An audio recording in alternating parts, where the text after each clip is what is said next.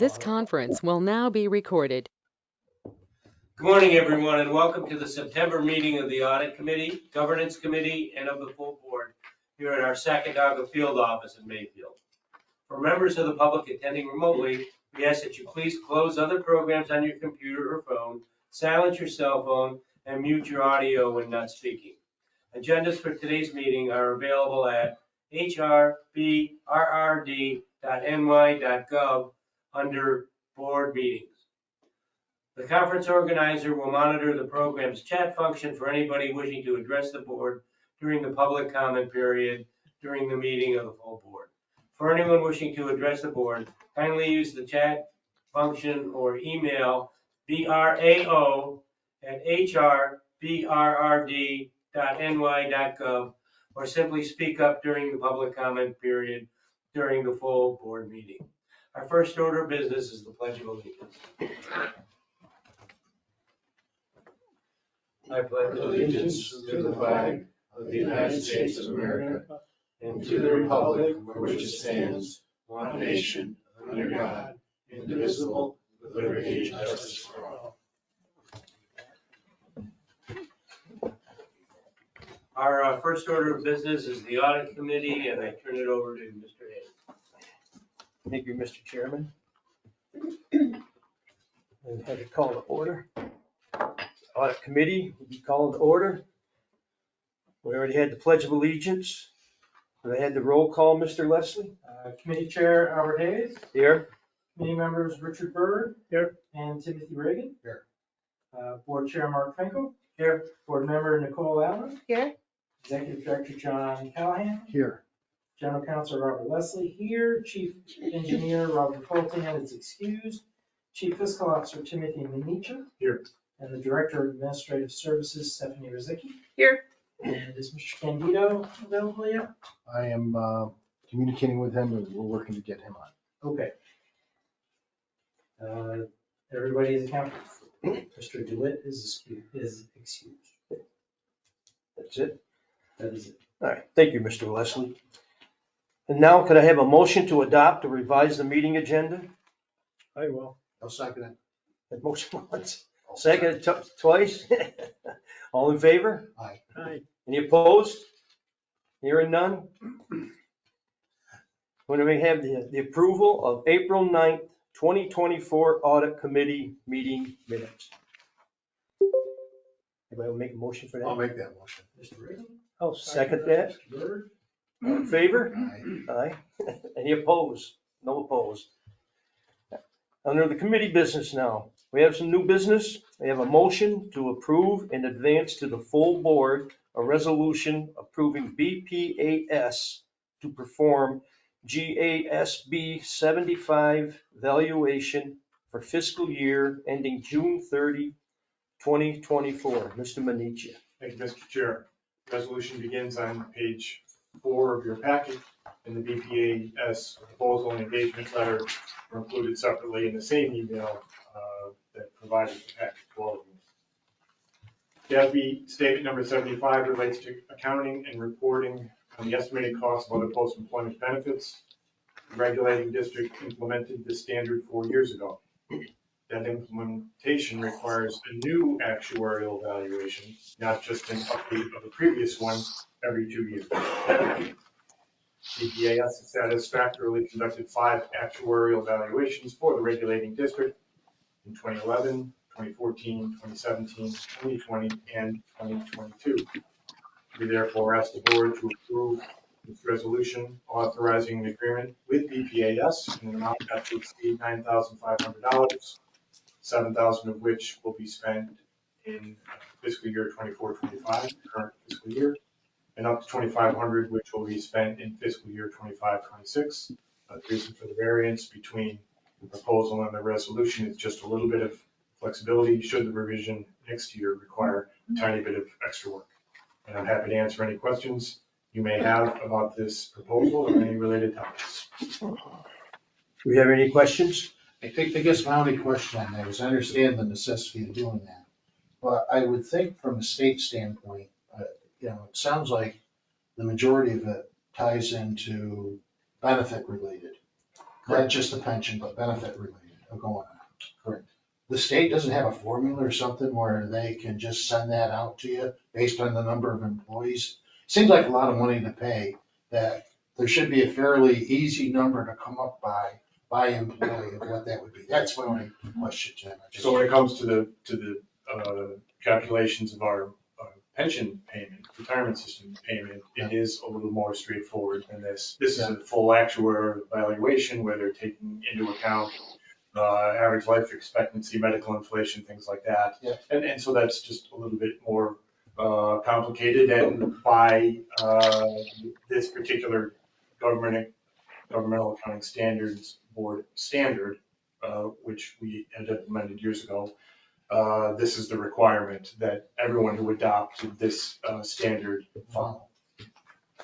But again, my point was, it's gotta be the same for everybody, that has similar plans and programs, which I think we pretty much copy the state with most of the things we're doing. So I guess I still don't understand. I see the pension where it being easy for, I understand that. I just don't know why this wouldn't be something very similar to it. Because there is, not just here for us in relation to the state, but Yeah. amongst the 90,000 state and local governments out there, substantial amount of variation between the various elements of employee health insurance as active employees as well as retirees. So taking into consideration all of that variation is the reason for the need for the actuarial evaluation. Any more questions? Anyone would like to make a motion to approve to advance to the full board? I will. I'll second. And first, Tim Reagan second. Go on, go. All in, Sorry. all in favor? Any opposed? Motion carries. Yes, now, I guess we have adjournment for the audit committee meeting. We make a motion for that? I'll make that. You make that motion? I'll second. Yeah, second that? Out at 10:09. I'm still thinking about that. Okay. Next is our governance committee meeting, and I turn it over to Mr. Candy.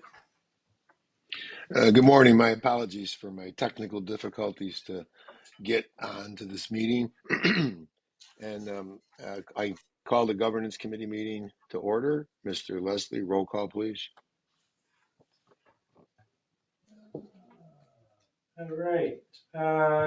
Committee Chair Alfred Candido. Here. Committee members Howard Hayes Here. and Nicole Allen. Here? Board Chair Mark Finkel. Here. Board members Richard Byrd. Here. And Timothy Reagan. Here. Executive Director John Callahan. Here. General Counsel Robert Leslie here. The Chief Engineer Robert Fulton is excused, as is Committee Member Kenneth DeWitt. Chief Fiscal Officer Timothy Minicha. Here. And the Director of Administrative Services Stephanie Urzicki. Here. All are counted. Thank you, Mr. Leslie. I need a motion to adopt or revise the meeting agenda. Motion, please. I'll make that motion. Mr. Hayes. I'll second. Ms. Allen. Thank you. All in favor? Aye. Aye. Any opposed? Any abstain? Thank you. We need the approval of the June 20th, 24 committee meeting minutes. Motion, please. I'll make that motion. Ms. Allen. I will second that. Mr. Hayes. All in favor? Aye. Aye. Any opposed? Any abstain? Thank you. The minutes are accepted. A new committee business. We have a collection of board members, confidential evaluations of the board performance. Mr. Leslie, please. You have each received a copy of the board packet, which has in it the Authority Budget Office policy guidance on page 14. And on page 15, the confidential evaluation of board performance. Several members have already supplied that to the committee. I will compile the summary of those evaluations and supply it to Mr. Candido shortly, within the next couple of days. Does anybody want to discuss any of the findings or answers?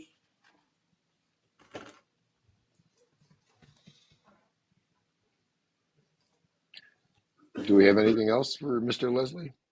There is nothing else on the committee agenda now. Okay, thank you very much.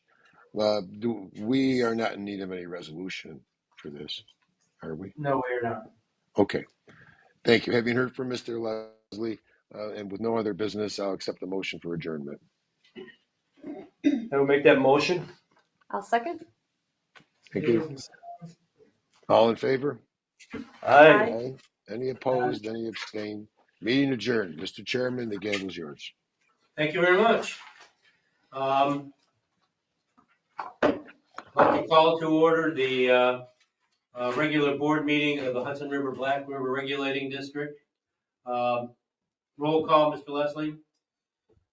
Board Chair Mark Finkel, Here. First Vice Chair Kenneth DeWitt is excused. Board members Albert Hayes, Here. Richard Byrd. Here. Timothy Reagan. Here. Nicole Allen. Here. Alfred Candido Jr. Here. Executive Director John Callahan. Here. General Counsel Robert Leslie. Chief Engineer Robert Fulton is excused. He's out doing the FERC inspection at Conconville, I think. Chief Fiscal Officer Timothy Minicha. Here. And the Director of Administrative Services Stephanie Rizzi. Here. Everybody's accounted for. Thank you. Next, I need a motion to adopt the meeting agenda. No need to revise. Do I have that motion? I'll make the motion. Ms. Allen? Do we have a second? I'll second that. Straight. All in favor? Aye. Next, we move to our public comment period, and I have two people who have asked to address the board. First one is Dave Smith.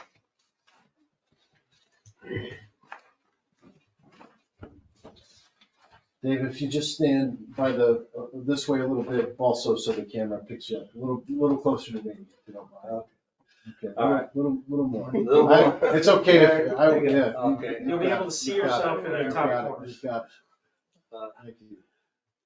I'd like to thank John Callahan for his attendance to the Great Sacandaga Lake Association. He came to 2 meetings with us and to the Property Owners Association of Days, Homeowners Association. And it is helpful for having John come to the meetings so that they can, people can ask questions and get the questions, get the answers instead of all the rumors that float around the lake, and it's been very helpful. And he's also contacts me, or I contact him frequently during the years associated with the lake level and the different concerns that the different people have. And it's important that we get that information out to the public.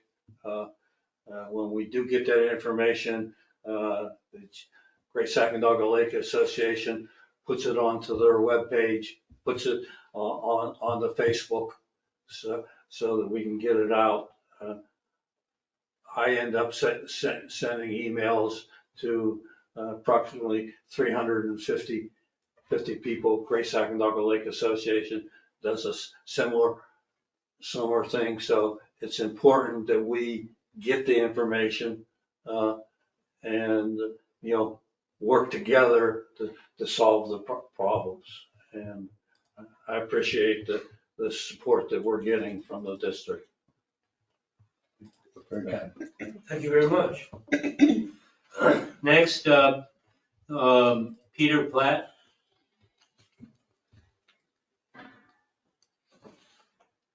Yes. Peter Platt, 223 Houseman Street, permit number 12928. I'm addressing a catastrophic erosion problem. Now, if I may, Mr. Callahan, can I? Of course, yeah. Would you like to?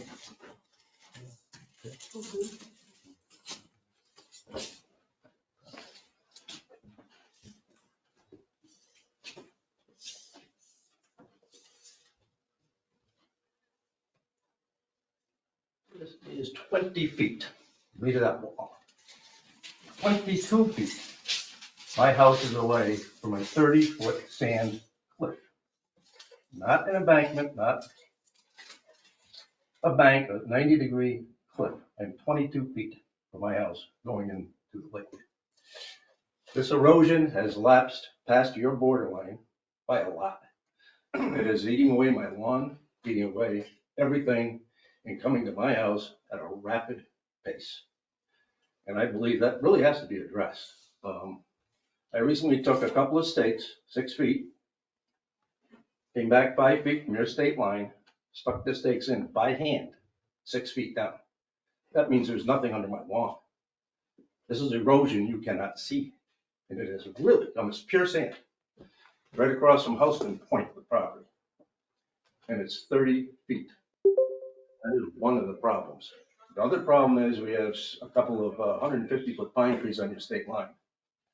One of them is definitely canting toward the lake. If that falls over, significant damage because of the root system. That is serious enough. Another problem I have encountered is earlier this summer I had a offer for my house, sell. When the guy sent his inspector over, the deal was done. Significant erosion concerns. So now I can't sell the house.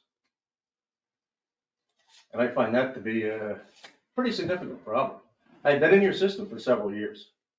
I've gone back and forth with your people, inquiring what's being done.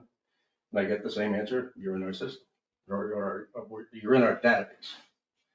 I think this has breached the database myself, personally.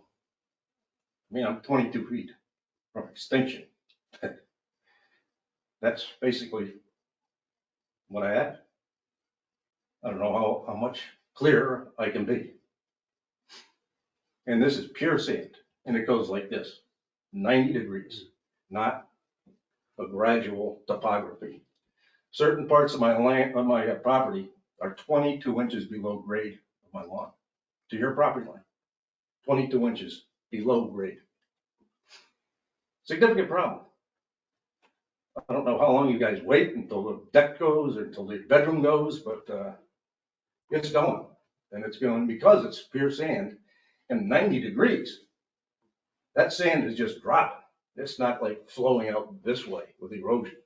It is coming out and go boom, straight down. And as they say, I don't know what else I can say. I don't know if you guys have any comments or any solutions or any prognostications, but I can give you one prognostication. That house won't be there long. That's a fact. Are you in a bay area? No, I'm right across from Houseman Point, right on a cliff in the Northampton area. Right where that Houseman Bay or across from the point where that little bay is. No, that's all I'm right on that. sandy. It's down all there. sand and it's a 90-degree drop. It's not like, like here going down the lake. Yeah. So when the erosion occurs, it occurs in a hurry. And I wouldn't be surprised if every time we get a rainstorm, I'm losing something under my lawn that you can't see. And I know that's a problem because again, I took a stake and just pushed it by hand right straight through my lawn into an abyss. There was nothing under my lawn. So that 22 feet could actually be 18 or 20 feet from my house because it's all eating away underneath because there's nothing to hold the sand in my lawn here. There's nothing to hold it from just going right straight out to the bank and down. Nothing. It's all sand. No rocks, no stones, nothing. Now you have a lot of rocks that are, that might come up 10 feet from the lake, but outside of that, it's just nothing's there. As I said, the tree canting toward the lake is a sign that something's going pretty quick. And if that tree with all its roots decides to take a little tumble into the lake, it would be catastrophic. It'd probably take part of the house with it. And you can see it. Yeah. Like this. Yeah. Trying to get a lot of erosion from the, wind and everything else around there. So it's bringing it down. What's happening is that tree is right on the edge of the cliff. Right. So it doesn't have any roots on the front side of it anymore. It's just the roots on my yard side up to the house. So it's being held by half of what its system should be. Because this half of the system, the tree system, is not there. It's gone. and it's being held by half of its foundation. If that tree foundation goes, I believe it takes my foundation with it. Plus, I have an 8-foot foundation in a house. So if that gets within 10 feet, I guarantee it'll give away because of the weight of the house. I'm not an engineer, but that's pretty common knowledge. If you came in and, applied for, anything to, I've been back and forth with you guys for several years. On, You're talking about applying for a work permit to do the work, so, okay. and I don't believe he's done that. Oh, you haven't come in and applied for anything, to do what? to come up with somebody to look at it, or work permit or anything? Work permit for? To, to do some work on there, if you wanted to do it yourself or anything like that. Well, let me ask you a question. Do you take care of the maintenance of your neighbor's yard? Do you take care of his maintenance? Do you take care of, say he needs a roof? Are you gonna pay for your neighbor's property? I don't think so. You don't own it. It's the neighbor's responsibility to maintain his house. I don't believe any of you are paying to maintain your neighbor's house. Correct me if I'm wrong, show of hands. I don't think so. It's his responsibility to maintain his property. I don't know why I should pay for my neighbor's property. So the 22 feet that you just talked about is all on state land that's No. gone away. No, it's all on private land. It's on your land. Right, but the encroachment of the erosion is definitely on my land and taking my lawn with it. So it's encroaching. Your state land might be 30 feet, maybe 35 feet. The erosion is starting at 20 feet. So it's well on my side of the land. My land is being eroded, not the state's. It's well come past the state line, the erosion is. You understand what I'm saying? Well, I think I do, but I'm trying to, I'm just state- trying to follow. State line your- is here, this might be 35 feet. My house is here, the erosion is here. Yeah. Well past this line. It just sounds like to me is, and I don't know what the resolution is, you guys. I So this do. is the first, well, okay, well, all right, you got it. Gotcha. I don't know what else, how much clearer I can be. You guys can come out and take a look at it, evaluate it, what you have, and every time I inquire about it, I get oh, you're in our database. Well, your database is getting very close to my home base. And it's pretty frightening. And heaven forbid somebody's in the house if it collapses.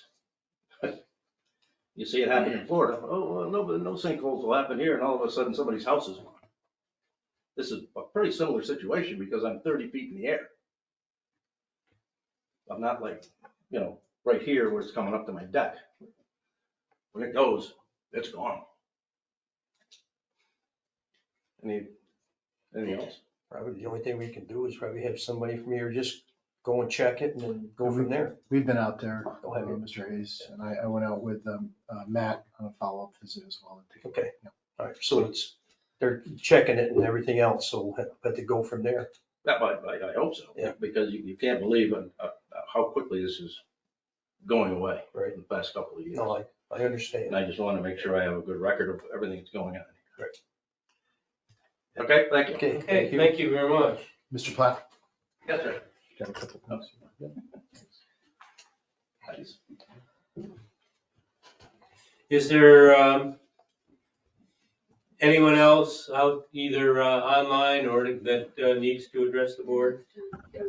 Got another- Oh, one more, okay. Yes, I was hiding in the back. My name is, I got my notes here. Could you just walk this way just a little bit, just so you're a little more, thank you, appreciate it. Thank you. Good morning, my name is Ryan Bergami. I'm a permit holder number 4747. I've had the privilege of being a permit holder for several years now. This marks my 17th year on the Great Sacandaga Lake. First, I want to express a thanks for allowing the porta potties to be placed on Sand Island.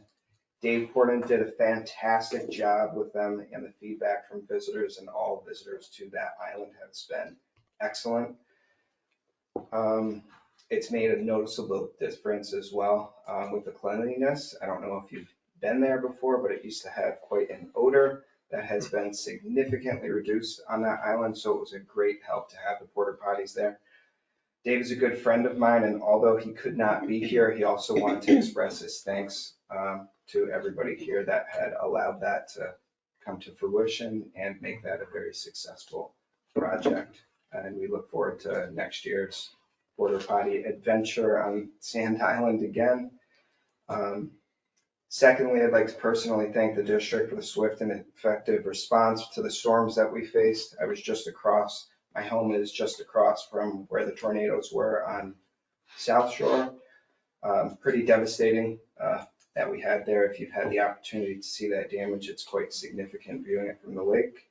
And I just wanted to thank the district that helped quite a few of my friends on that strip of area that was affected for how quickly they were to respond to those emergencies and the erosion control and trees that were downed. And I just also wanted to note that every time I've ever had to contact the field office for something, they've been fantastic to work with. The office staff, specifically Stephanie, Dan, Danielle, they've always been great, really good educators as well. They've helped out quite a few people and calmed them down with that situation that was going on. So I just want to say thank you for that. That's it. Thank you. Well, thank you. Thank you very much. John, it's not pay time, pay increase time, is it? I know that. Yes, yes it is. I'm just wondering. Any other public comment? Thank you. My wife is here too, and she'd like to say a few. I'm married, there's no such thing as a few words. Did I say that? I didn't say that. We said that.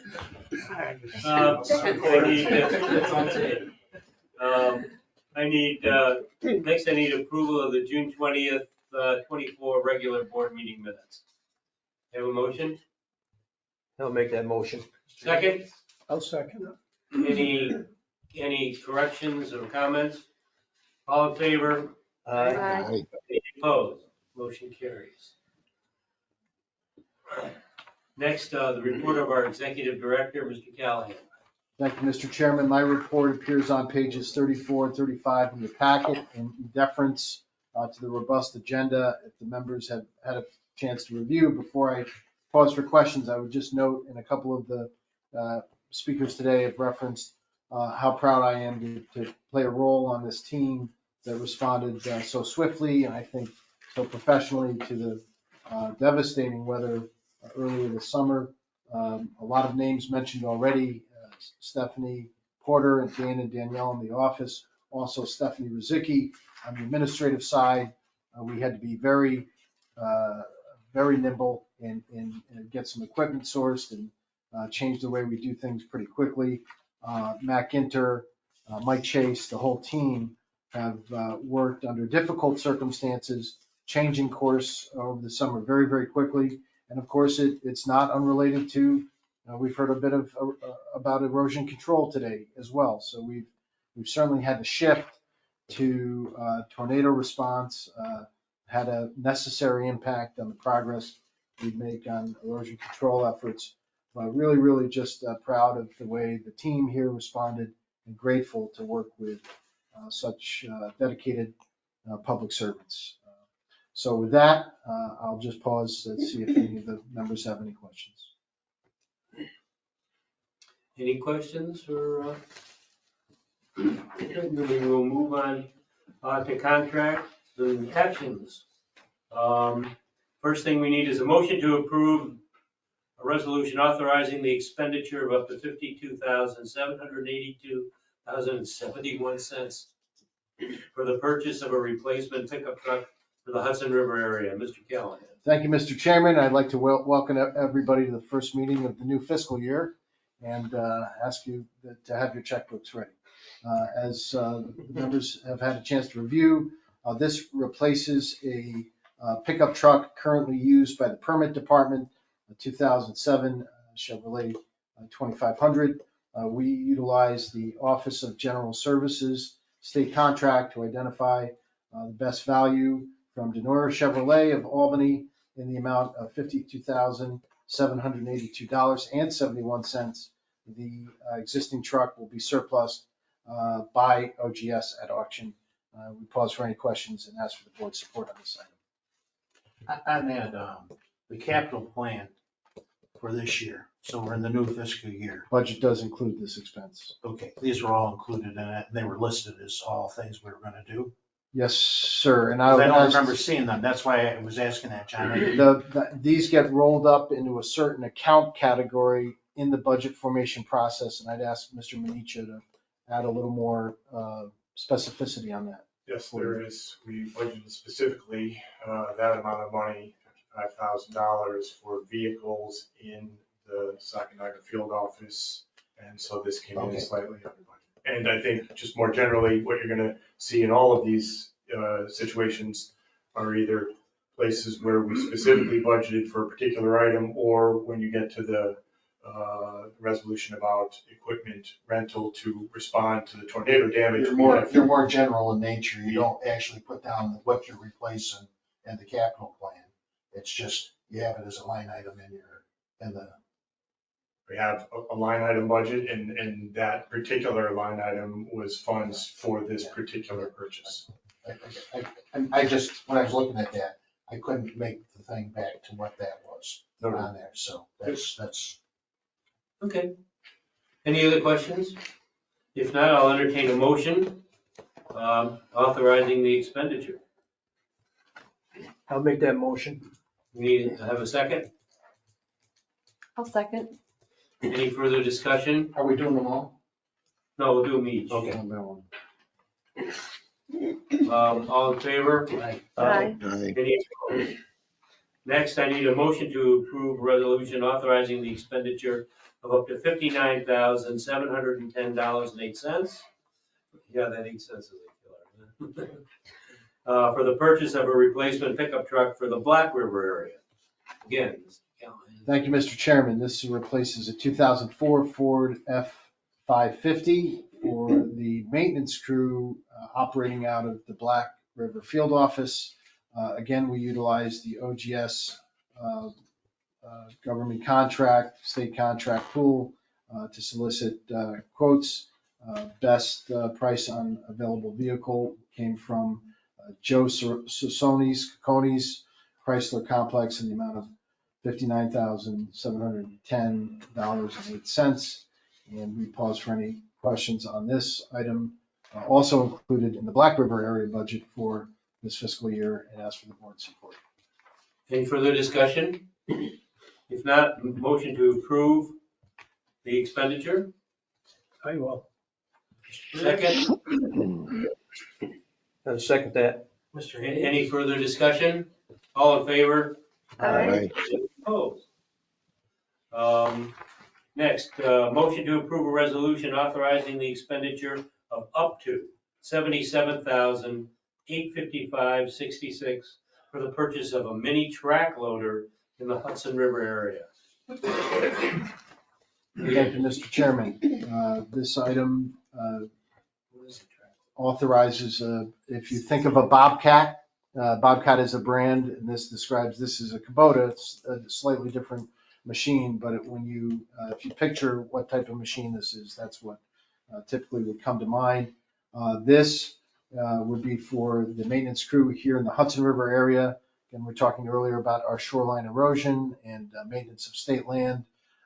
This would typically be used out on site. We do have an existing Bobcat compact track loader, which tends to shut down when the bucket is raised. And when it does that, the operator of the machine cannot safely get out of the machine. That's a problem, especially on site, not in a controlled environment. But as opposed to the two pickup trucks, we will not surplus this existing machine. Instead, we'll use it here at our new rock location for the stockpiling of stone, where we're in a controlled environment and the shutdown of the machine is not problematic from a safety standpoint. And we'll utilize this one dedicated for our on-site work. Again, we utilize the OGS state contract tool to identify a best bid, and would ask for the board's support for the purchase of this machine, also included in the Hudson River area budget for this fiscal year, in the amount of $77,855.66. With that, I'll pause for any questions the members may have. Any questions? That's just a maintenance issue, isn't it? That shut down.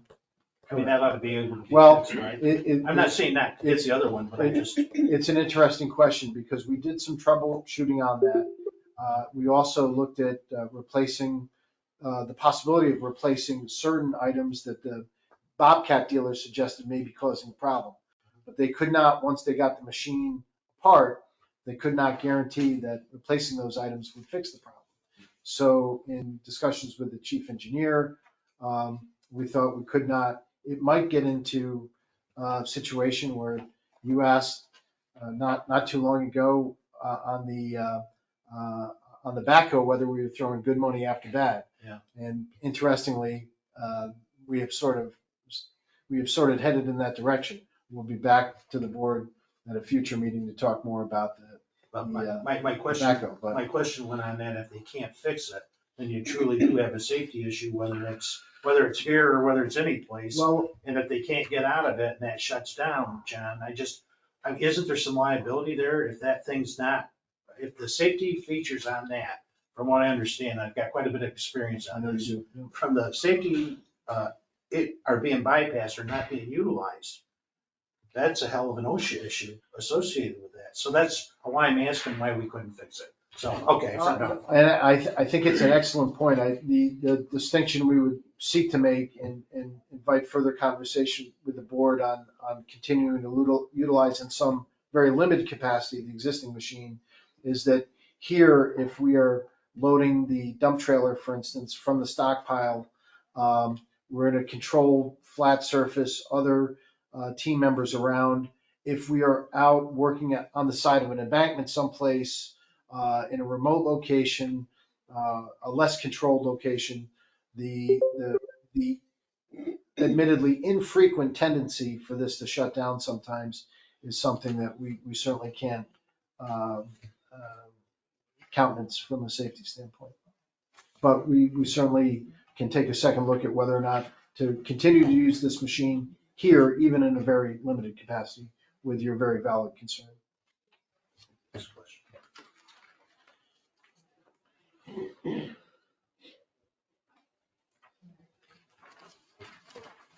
I know what it's like operating these machines. I don't think I want to get stuck in one of them. Well, and again, if the safety features aren't working, Yeah. that's a problem. So. Any other questions or comments? If not, I will entertain a motion to approve the resolution authorizing the expenditure of money for the mini track loader. I'll make that motion. Second, I'll second. any further comments, questions? All in favor? Aye. Any opposed? Next, motion to approve the resolution authorizing the expenditure of $14,900 for main entrance doorway replacement at this office, the Sacandaga Field Office main entrance. Thank you, Mr. Chairman. The board will recall last year we sought board approval to replace the approach to the main door here at the Sacandaga Field Office in a ADA compliant manner. We've done that. You see the nice new concrete and gradual slope that leads up to the front door. We also talked about the future need to replace the door itself and the threshold, which is fairly pronounced, with a professional and ADA compliant operating door. This door will also have a electronic lock mechanism rather than a key lock, which will eventually help us with our key control issues as well.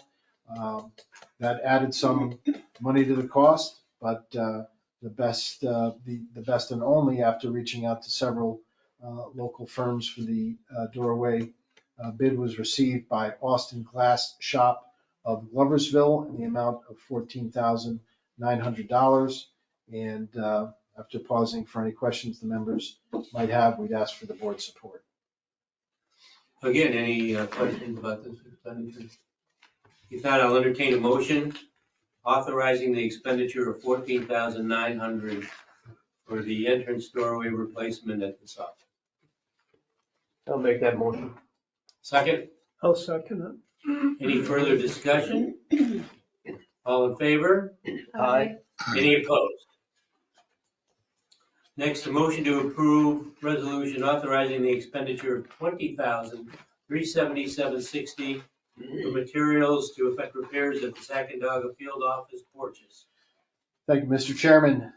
This item seeks board approval to purchase materials that will be used for in-house repair work on the porches that you see right outside the windows here and on the opposite side of the building. These would replace the support columns and railings and also the deck. This is also included in this year's fiscal year budget, and I'm happy to report that this came in, I believe, Mr. Minichia, well below the budgeted amount for these costs. So with that, I'll pause for any questions the members may have, and we'd ask for the support of this resolution. Any questions? They probably should have been done years ago. If not, Those things in life are worth waiting for. we need a motion to authorize the expenditure of $20,377.60 for material effect repairs at the Sacandaga Field Office porches. I'll make the motion. I'll second it. Any further comments? All in favor? Is Any opposed? staff gonna be doing it? In-house work, yes, sir. Next, motion to approve resolution authorizing the expenditure of $12,040 for rental equipment used in response to tornado damage. Thank you, Mr. Chairman. We've heard a lot about the regulating district's response to the tornado on July 16th of this year. It was a great response. It necessitated all of our personnel working as a team. It also necessitated the use of equipment that we did not happen to have in our inventory. Thanks to the valiant efforts of our Director of Administrative Services to identify equipment that was available at a time when everybody in this part of the world was looking for the same equipment, we identified a state contract provider, Herc Rentals, that was able to provide a compact track loader and excavator to the regulating district. Separately, these rentals for the initial terms fell below the $5,000 threshold for board approval. We did procure them at separate times, but added together and adding rental protection that we also procured that put us above the required level for board approval. So we would ask that the board authorize the payment of $12,040 when we receive the bill for these rentals. And I'll pause for any questions the members may have. Any questions? Okay. Start. Okay, then I will again entertain a motion authorizing the expenditure of $12,040 for rental equipment used in response to tornado damage. I'll make that motion. Second, Second that. any further discussion? All in favor? Aye. Any opposed? Finally, a motion to approve resolution to award the work to perform the Stillwater Dam 9th Part 12D independent consultant safety inspection. Contract number C022024 to Henningsen, Dunham, and Richardson Architecture and Engineering. Thank you, Mr. Chairman, members of the board. As you probably can tell, I am not the chief engineer, nor did I stay at a Holiday Inn Express last night, but I'm going to do my very best to present this item on behalf of Mr. Fulton, who is at this very moment on the regulating district's behalf engaged in FERC compliance activities at Conklinville Dam. But here today, we talk about the requirements at Stillwater Dam, the requirements that are attendant to the fact that there is power generated adjacent to Stillwater Dam. And the costs associated with FERC compliance are not insignificant, and as evidenced by this item. In consultation with Mr. Fulton, we discussed perhaps waiting to present this item to the board at its October meeting, but despite the fact that it is not due to FERC until March 1st, 2026, there's a tremendous amount of work that goes in from an engineering perspective and no shortage of back and forth with FERC during the process. So we'd like to get this going if possible. Mr. Fulton and Operations Engineer Mike Mosier reviewed the qualifications submitted in the context of this assignment and determined that HDR, for short, is the highest qualified firm to complete the work for the project and solicited a proposal.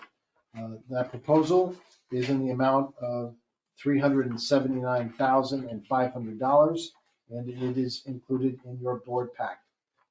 If the members have had an opportunity to review both the proposal and the proposed resolution, I will pause and do my best to answer any questions that the board may have in Mr. Fulton's absence. I think it may be just the way it's listed as a workshop, the PFMA/L2RA workshop for $31,000 on that. And I went back through the thing to try to find out what was included in that workshop, and I had a hard time trying to understand that of going across. So it's not a traditional type of workshop. This is actually, they're calling the work being performed. I just want to make sure I got this right, John. This is really the work that's being performed on it that's going through. It's not what you would consider necessarily typically a workshop. Correct. It'll require in-person field inspections of the structure, potential failure modes analysis, risk analysis, a preparation report, in-field safety inspection, failure modes analysis, and a comprehensive assessment report. There'll be calculations that are attendant to that work. They'll look at the probable maximum flood, probable maximum precipitation event, and look at the 100-year storm that DEC, or FERC rather, in this case, not DEC regulation, wants an engineering consultant to use. And then there'll be a lot of back and forth as that work is developed between FERC and the firm, and of course, Mr. Fulton and Mr. Mosier.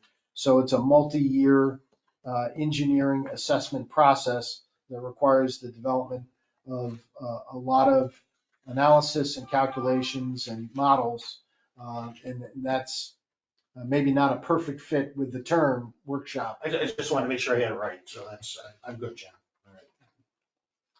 But I saw that and it jumped up in the workshop. Yeah. I said, what the hell can that workshop? That's got to be some workshop.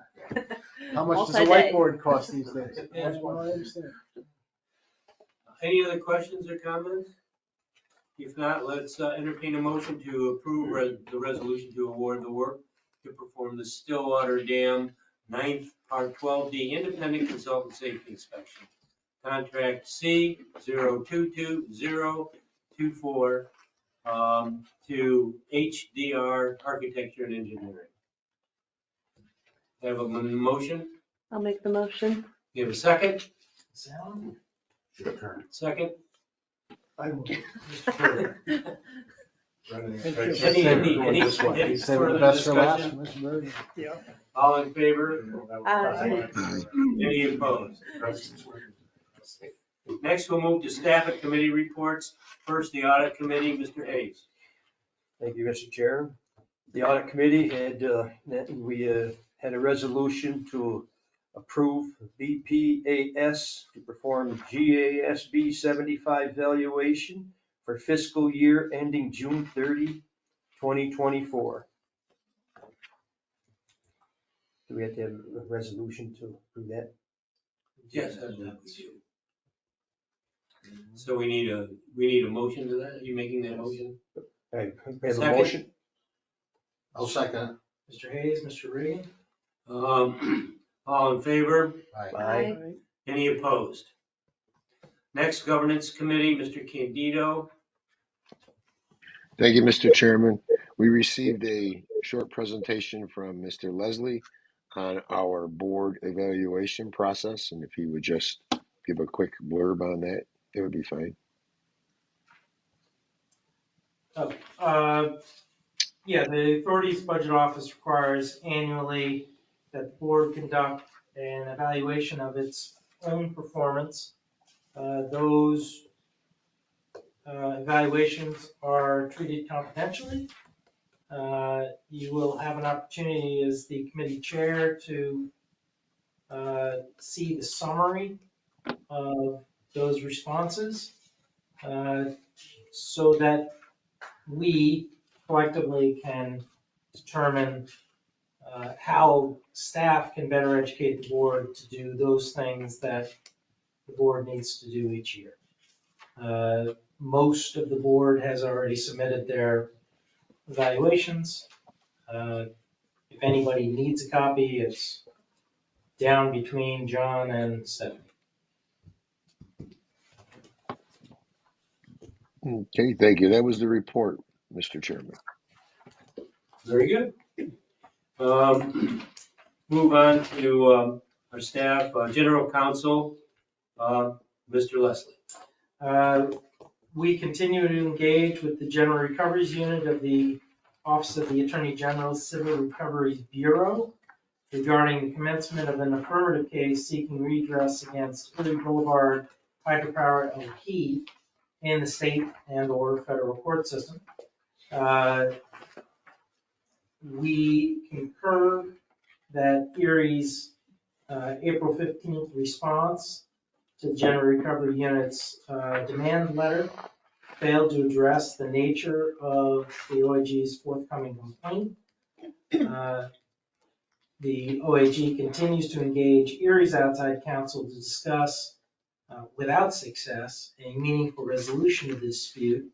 Nonetheless, unless such discussions prove fruitful and barring Erie's payment of the more than $2.5 million now due, the Bureau has indicated a willingness to go forward with a summons and complaint.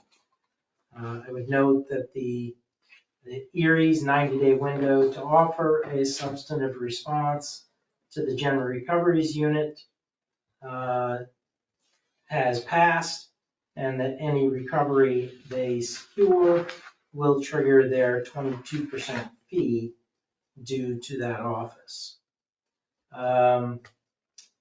Next, we are the proud owners of the hydroelectric plant at Stillwater, adjacent to the Stillwater Reservoir.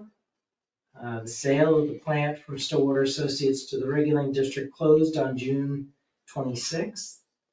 And Stillwater Associates has signed the power purchase agreement between them and National Grid to the Regulating District.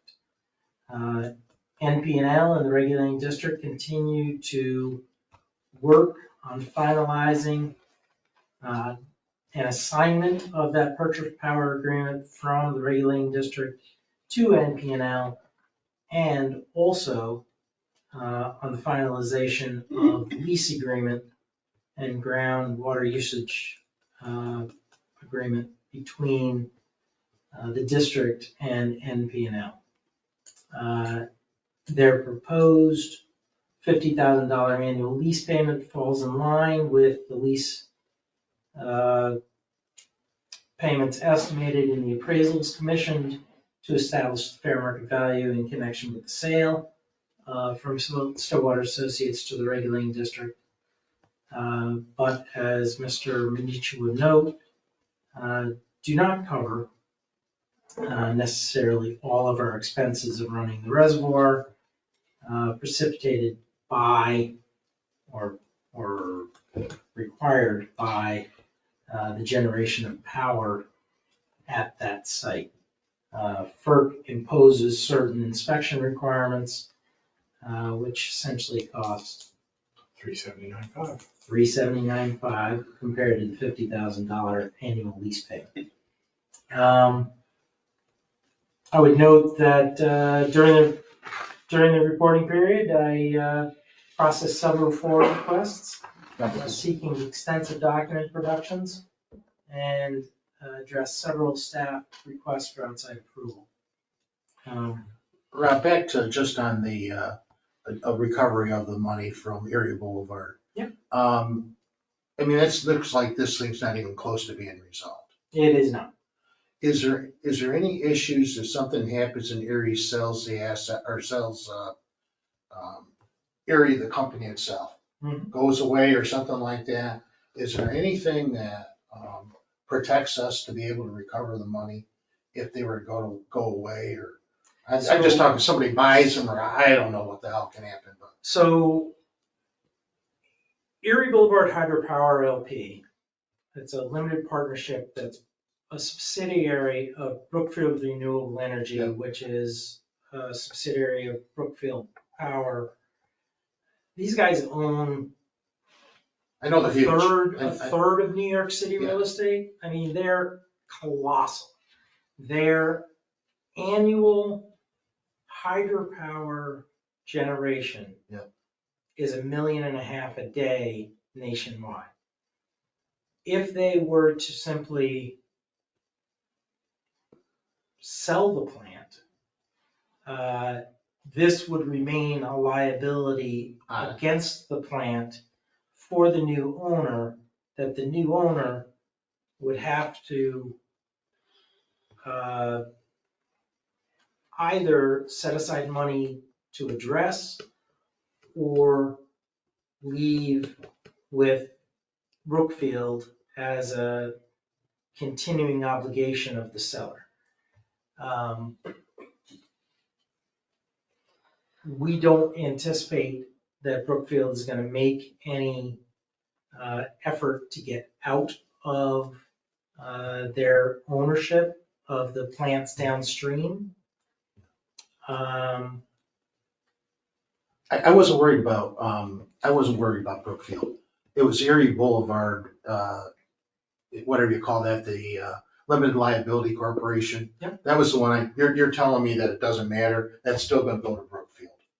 Yes. So they can't go under, they can't do anything without it going to Brookfield. Right. And I think when we negotiate and when the Attorney General is talking to attorneys in this dispute, they're talking to Brookfield lawyers or Yes. lawyers of attorney. So it's the company, and I think, I don't think Brookfield is really trying to hide behind the Erie Boulevard brand, because, clearly everybody and every chance we get to sort of describe this dispute, we're talking about Brookfield, just in simple terms, even though Rob would point out, it is technically Erie Boulevard Hydropower, that group of power plants that Brookfield controls. But the dispute is with Brookfield, and as Rob said, they are in North American hydroelectric power generation alone, and I think it's north of 1.5 a day right now, Tim, it's 1.8. Yeah. 1.8. 1.8. Last figure we heard. It's just hard to understand why a company would take that stand and continue to dig in. So that's the only thing why it just seems something's not right. I would offer this. I've been here 16 years come next Wednesday. 3 months after I arrived, I learned in my new job that there is a dispute with this company called Erie Boulevard. And they were at that point paying about 4 million, maybe a little more than 4 million per year for their operations at Conklinville. And through a series of Maneuvers. aggressive maneuvers, they have whittled that down to the point where they're currently paying $365,100 per year for their contribution to our efforts to give them the wherewithal to generate power at that plant. And getting everything they used to get. And getting everything For 4 they million. used to get. Yeah. And that started with, a gentleman known to all of us who owned a plant further down the Hudson River, who managed to demonstrate that our state law should be preempted by the Federal Power Act, ultimately requiring the establishment of a headwater benefit under the Federal Power Act which established the 365,100 that they pay. And when that happened, we learned that our assessments on Hudson River were greater than the sum total of all other assessments under the Federal Power Act through this Headwater Benefits Program of all of the other hydropower entities on all of the other downstream rivers, downstream of every federal dam. To give you an idea of the magnitude of the money we were collecting compared to what the Federal Power Act anticipated. See, I understand that 25 years ago on that, because the non-utility cogeneration bill that was passed here in the state guaranteed 4 cent non-utility cogenerated power for stuff coming out. That same time, they started shutting down a bunch of hydro plants. Yep. Because even though it was still cheaper, they couldn't they had to get rid of electricity somewhere. Understand the trying to go and cut the numbers down and all that during that period of time. But right now, it just, I would hope the state would move quick on this, because it just seems crazy that somebody's just not paying a bill that they ought to be paying. And if I can just add something to that, Mr. Reagan, I think it's important to note, and I've tried to do it in the past, our dispute here is with this corporate giant who is taking the 1.5 million they used to pay and sticking downstream counties with the tab. They're saying, we want to increase our bottom line, and taxpayers in Warren, Washington, Saratoga, Albany, and rest of their counties, we want you to pick up the tab so we can make more money.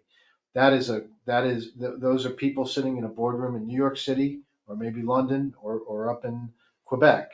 It's not the professional people that we work with day to day here in the Hudson River area, Black River area.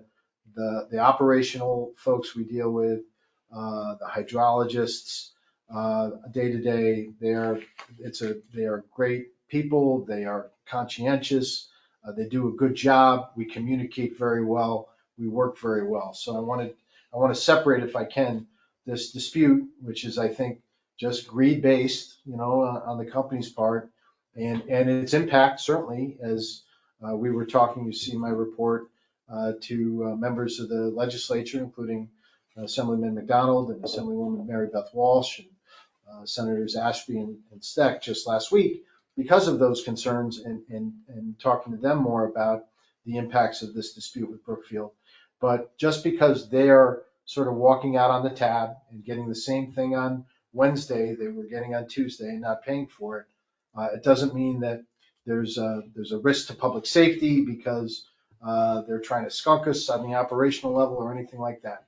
Our operational relationship continues to be very, very good, and we rely on it, and just as they rely on that level of communication and coordination with us. So I just want to note that, if I can. Very good. Any other questions on the report? I mean, we hope to move forward quickly on the Brookfield problem. We hope to get a resolution on the Stillwater problem. We don't have a resolution on Stillwater, and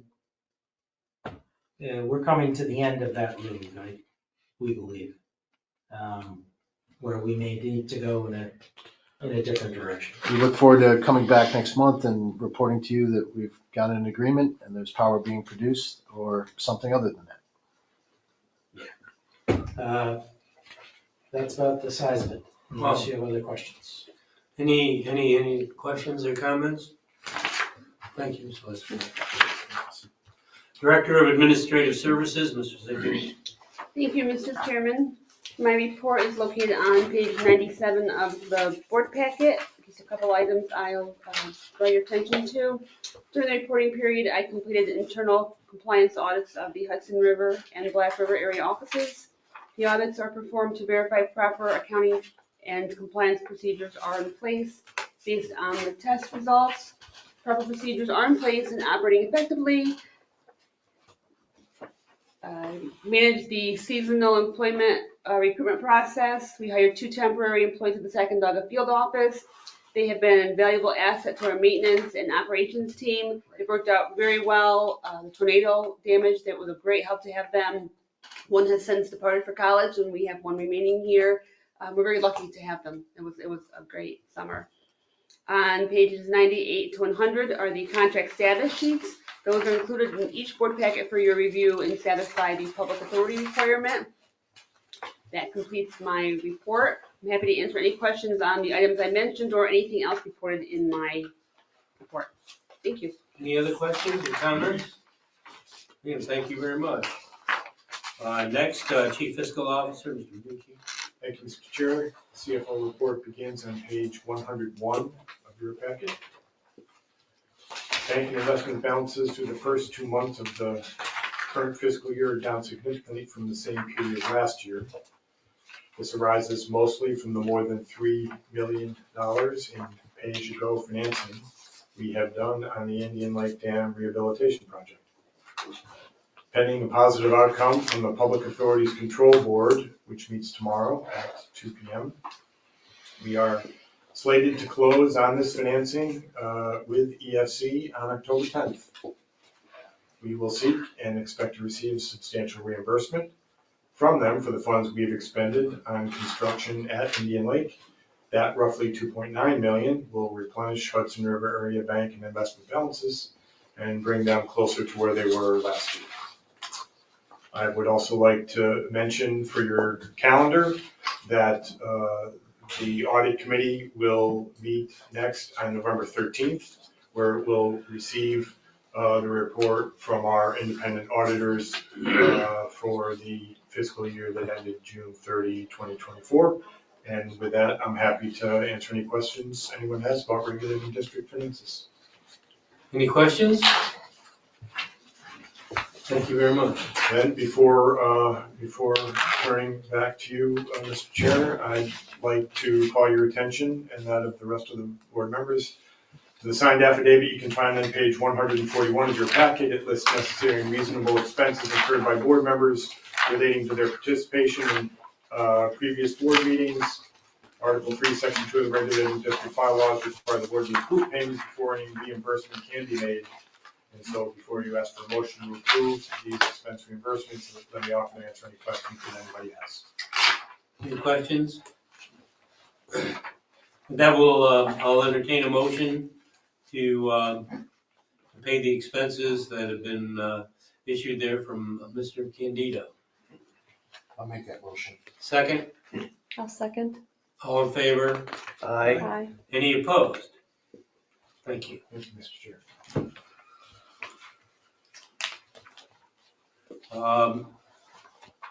Any board member questions or comments? I'd like to make one real quick. It wasn't reported, but Chairman and I made a tour of the marinas last week, and it was, I think it was very good. It was a nice trip around the lake, and I think I was surprised about how open and honest and appreciative the marinas were. It was a good day. A few more to go, but we're getting there. A few more to go. We hope to get to everyone because we don't want anybody to feel left out. Absolutely. Next, any other questions or comments? I'm sorry. A resolution for our next board meeting, which would be October 8th in the Black River area. Will to be announced the exact location. Have a motion to that effect? I'll make that motion. Second? I'll second it. Any further comment? All in favor? Aye. Any opposed? A motion for adjournment? I'll make that motion. Second? I'll second. All in favor? Aye. Thank you all very much. That as well.